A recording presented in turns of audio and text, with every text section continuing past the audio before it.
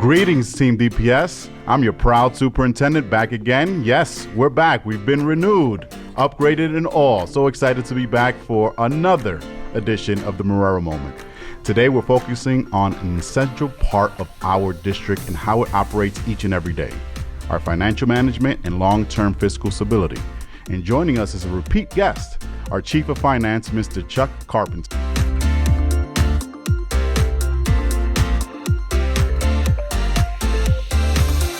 Welcome back. What do you think about the new digs? Well, look, I'm glad to be back for a second time. You know, it's great to be here with you and to talk about this with our community. So we were renewed. Big contract, bigger audience. Just know a lot of folks are going to see this, right. Just like the other one, but a lot more now. And don't ask about these upgrades, please, because I figured it out. I won't ask you.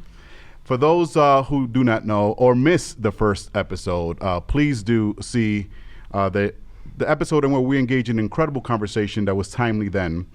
But let's educate the masses, those new viewers that we have.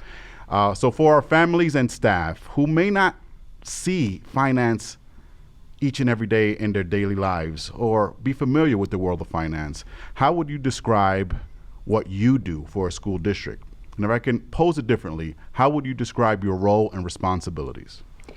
Well, thank you, Dr. Marrero. It's great to be back here with you. I think, for DPS, we're a really big company, and we have a lot of the same functions that a lot of big companies do. So we have a budget team, we have an accounting team, payroll, we do accounts payable and purchasing. And then I think one part of DPS finance that is not typical is our enrollment and campus planning team, how we get students choiced into our system. That's all a part of finance in DPS.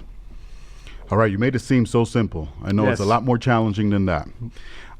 Let me highlight some of our achievements, right? Because your achievements are my achievements, and it's the district achievements. So DPS, if you didn't know, is one of the few districts in the nation with a AAA rating. AAA. I know sometimes folks think this means Atlanta, but for us it means, do this for me. What is just this? one, okay. Because it's AAA. Yeah. Can you explain what that rating means and how directly it benefits our students, our scholars? So I think, for most people, for them to understand this simply is, if you want to go out and get a mortgage or if you want to get a credit card, you have to get a personal credit rating. And what this means for DPS is that we have the highest possible credit rating for an organization. And there are basically 3 rating agencies that put these credit ratings out. And they look at DPS's finances. They look at your budget. They look at how much debt we have. They look at our ability to basically pay back any loan that we take. And they say DPS has got the best credit rating you can possibly have at AAA. That's incredible. Just so you know, I did not use any loan for these upgrades. That's good. It was just effective budgeting.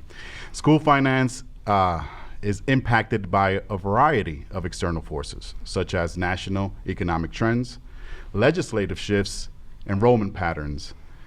So Chuck, what outside economic or policy factors have the biggest impact on our finances here at DPS, and how are we working proactively to navigate those challenges?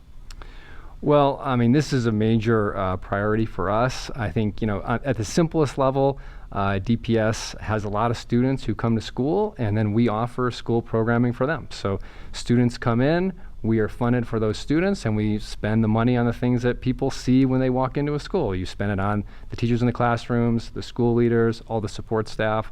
I think to go a layer deeper, DPS offers a tremendous amount of services. We're also running kitchens, we're also running a bus service, we're also running facilities. And so, things that affect those kinds of services, cost of food, cost of gasoline, keeping your buildings clean, all of those things have impacts on our budgets. A lot more than just a schoolhouse. That's right, not just a single schoolhouse. Yeah. So folks forget sometimes that we are the largest employer around these parts. That's right. Fiscal responsibility is a major priority for our district, as you know. What steps have we taken to remain financially responsible while still making key investments in student learning and in school support? Well, I think being fiscally responsible has so many facets to it, but I think it's not just about keeping your costs down. I think it's about providing the kind of services that people want to have, and that brings them into your building. And that's how we get our revenue. So I think there's multiple sides to this. We have to have a great product that people want to be a part of. There is a sort of an eating your vegetables kind of part of this. Like, you have to make sure you have a balanced budget. You have to make sure that when you want to make big investments, you have the resources to do those things. So we're going to make a big new investment, new program. We have to make sure that we have the funding to do it and that we have lined those resources up. That's what I mean by the sort of eating your vegetables thing. But it doesn't mean just being cheap on everything. It's putting the program out there that people want to be in. Thank you for that.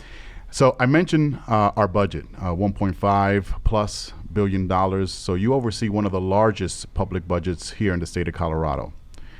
What is something people might be surprised to learn about how the district finances really work? Well, I'm certainly really proud to be here at DPS and work with you and all of our communities. It's a lot of vegetables. It is a lot of, that's right, a lot of vegetables to be eaten. But I think what might people be surprised about, we don't just push out budgets and sort of hand them down. I think we have a really big city, over 200 schools, and I think what people might be surprised about is that the fingerprints that go into our budget are really just a collection of all of these different schools across the city, school leaders, instructional leadership teams, CSCs, meaning collaborative school committees, meaning principals work with families in their school, and they put their budgets together and they make individual choices at their schools, like, do we need another social worker? Do we want a community liaison? And those decisions are multiplied literally hundreds of times over our city. And those fingerprints are all over the budget, and our team certainly compiles all that, puts it together, puts it in a nice document with nice charts. But this is really a collaborative effort across the whole city. I don't think people understand how much work is done by the real schools in the community to put this budget together. Intense labyrinth of how we engage. Yes. And I love what you mentioned, because as a former principal who had his autonomy, I know how important that was to me. And we work in collaboration with some oversight. That's right. So I have a tough one for you now, Chuck. Yeah. It's going to be my final question. Okay. As you look at the district's financial outlook, and I'm not the only one who would like to hear the response to this, what stands out as our greatest strength? What gives you confidence moving ahead, considering how grim and dire the situation has been painted for us? Well, I do have a lot of confidence going forward, but I don't want to understate the challenges. There are real challenges out there. There are fewer kids being born. There are fewer kids coming to our system. The federal government has supported us for many years, upwards of 40 or 50 years. We could always count on that. Some of those budgets are likely to be cut. So I think the challenges are real.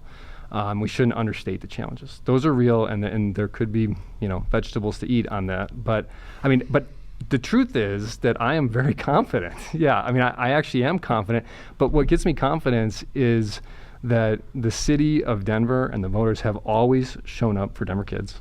Like, they've always shown up. The city supports, Denver kids. And then, not everybody knows that I'm a parent in the system, and I go into the schools, and we are providing excellent programming.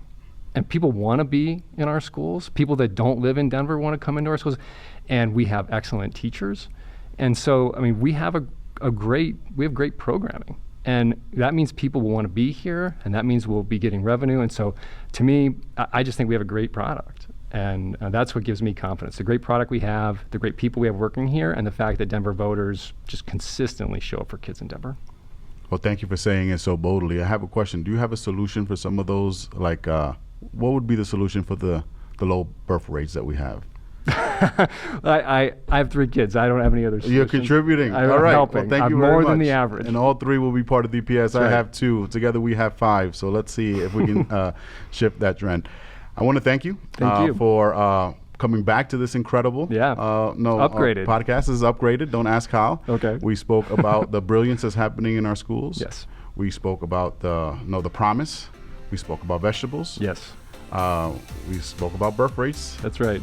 And we spoke about AAA. Show me the 2 A's. AAA and 2 A's for me. And then so I want to thank you for being, and I say this often, we have not only a blue chip finance team. We have the best CFO in the state, I want to say, in this region.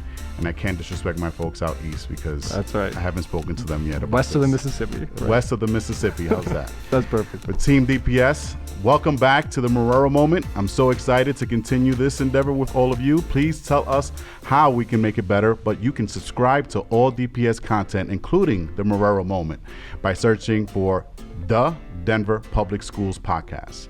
We'll see you next time.